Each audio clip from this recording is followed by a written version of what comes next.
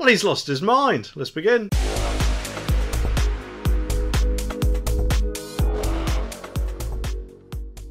The article says that plans to widen a traffic eco scheme will wipe out £500 million a year from the capital's economy, researchers claim. London Mayor Sadig Khan, or Sadig Khan as I like to call him, wants to extend the ultra-low emission zone, Ulez, to the M25 from August, and it will cost the city's economy another £369 million on top of the £253 million caused by the existing scheme, the Centre of Economics and Business Research warns. Howard Cox, though, of lobbying group Fair Fuel, which commissioned the research, said the expansion not only fleeces drivers, sole traders and other income motorists, it also rips at least £500 million out of the capital's economy per year. Only newer vehicles which meet stricter standards on emissions will avoid paying the daily charge of £12.50, which of course is expected to hit an extra 1.2 million cars. The penalty for those who don't pay will rise from £160 to £180, and it will see City Hall raking millions of pounds in extra fees. Tory MP Craig McQuinley, hope we pronounced that right, said it's all about the money for a failed administration wrapped up in greenwash. Fair Fuel claims that vans will be 4.5 times harder hit than cars will be by the move. A spokesman for the mayor, though, said Fair Fuel claims were flawed and ignored the positive impact of business and the £110 million scrappage scheme. Oh, just love to put that in, don't they? So of course you have to buy a new car. Anyway, and economic benefits of improving Londoners' health. Well, someone please correct me if I'm wrong, but if it was all about health, they would surely, wouldn't they just ban the cars from entering the capital in the first place? If it's all to do with harmful fumes, which of course the air has got to be clean, hasn't it? Not like, presumably, of course, in the 1990s, 1980s, 1970s and all previous decades when cars were surely much less environmentally friendly. So therefore in that case our air has got to be better than what it was back then, isn't it? But that's not enough for them, is it? They obviously want to give each of us a nice little ticket for driving through the capital and of course bringing our business with us, which no doubt is going to put a lot of people off from going through the city, and may even make people get jobs elsewhere, of course, if that is indeed possible, as it would obviously save people paying a daily fee or buying a new car, or of course riding Sadig Khan's Transport for London system, which to be honest makes me wonder if that's what his plan is altogether. Not forgetting of course the 10 or 12 quid or whatever it is, £12.50 from each person per day that will no doubt go towards Transport for London, or maybe his councillor or mayor's office in general, because I'm guessing that he seems to think that us paying the £12.50 will surely therefore offset any of this nasty carbon that they seem to be worried about. But one thing they're not thinking about is, or actually maybe don't want to talk about, is when all cars in 2030 are going to be electric, from new that is, or actually when the majority of people do have electric cars compared to petrol, what are they going to roll out then? What are they going to charge a fee for? Because let's face it, it can't be for clean air, can it? Because all these new electric cars are, in what probably is in their words, clean and green, aren't they? Compared to the nasty petrol and diesel cars. But that will mean he won't be able to charge us a £12.50 fee.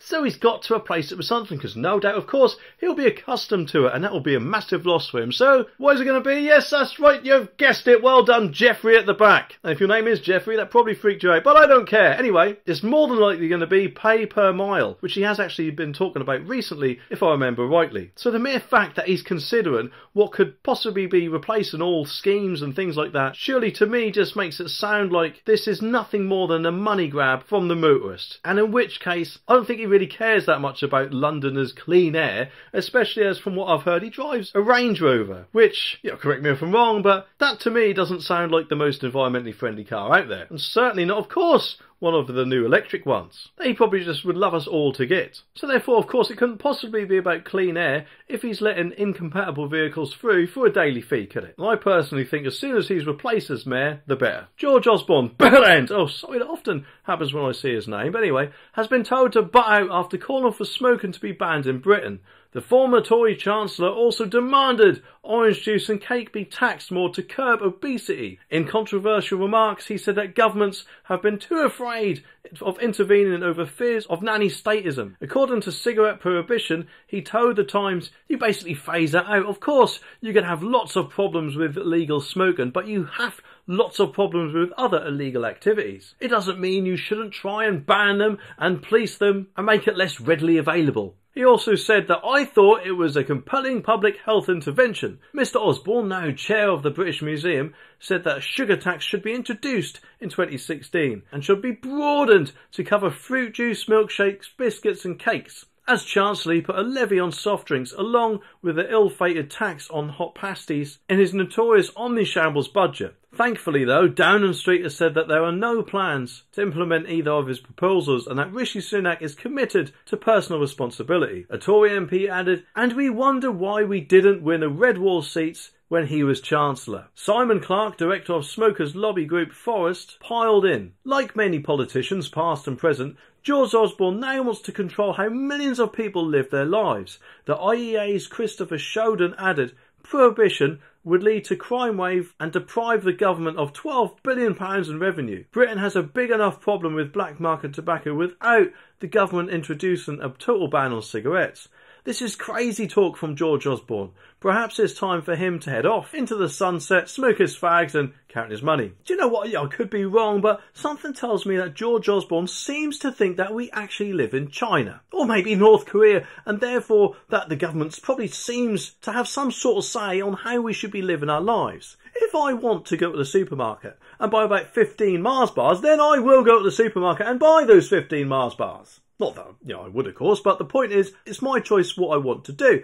The same goes for smoking. I personally choose not to smoke, but I respect people's rights to do so. And I can understand that if a ban was brought in, it would cause a mountain of uproar, and whoever's in power at the time that comes in would never be in power again for a long time, in my opinion, because of that. We've had like 2 or 3 years of the government seem to control our lives with what we must put on our face when we go out, who we were allowed to meet up with, and at times it seemed like there's a policeman or whatever at the door stopping you from leaving your house. Of course, that wasn't the case, but that's what it seemed like, especially when we saw videos on YouTube and things like that and the news of people getting fined for having a picnic in the park or whatever else. It's just absolutely ridiculous. And I know back then that we didn't know too much about what was going on, especially at the early stages, but that was still a time when the state seemed to be in control of people's lives and telling us what we can and can't do. We live in Britain, not North Korea, and in my opinion, all of this on sugar or cigarettes or whatever, that should be advisory, and it's up to the individual person to decide.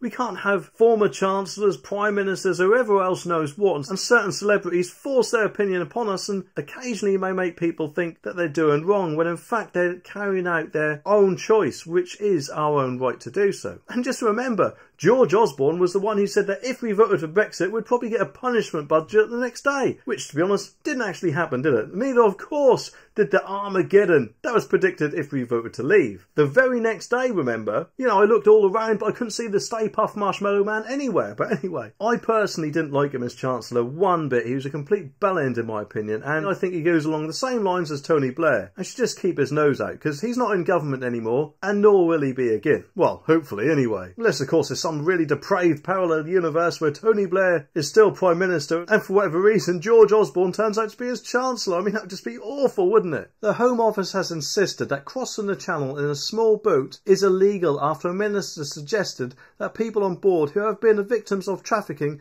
are not breaking the law. Speaking to Sky News, Security Minister Tom Tugendhat, if I pronounced that right, was asked repeatedly if it was illegal to make the journey by small boat to Britain. He said that it would be wrong to subsidise or support in any way organised crime groups which transport people.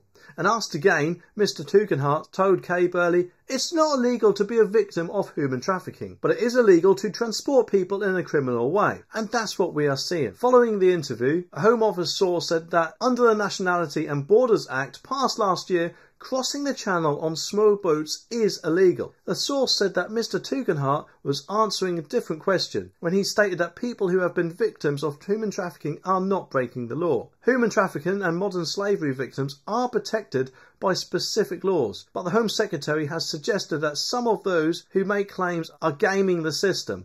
The illegal migration bill going through Parliament at the moment would reduce protections available to them, legal experts say. Well, I'm betting all the lefty lawyers will probably help them out with that, but anyway. Despite passing the Nationality and Borders Act, when Boris Johnson was Prime Minister, Rishi Sunak's government is introducing the illegal migration bill in a further attempt to reduce the number of people entering the UK on small boats. Some 45,755 people have made the journey last year, and more than 6,000 have already crossed in 2023 according to government figures. And remember, that is only the ones we know about, not of course the ones that are scurried off into the background. Personally, I think that's actually quite worrying that this guy is our security minister, and that being security is therefore in charge of security in general than maybe the country's security. I mean, I know it's what the Home Office is there for, but security is surely a subsection of that, isn't it? It just makes me wonder if this guy seems to think that everyone on the boats is actually being trafficked or coming here against their will, which, to be honest,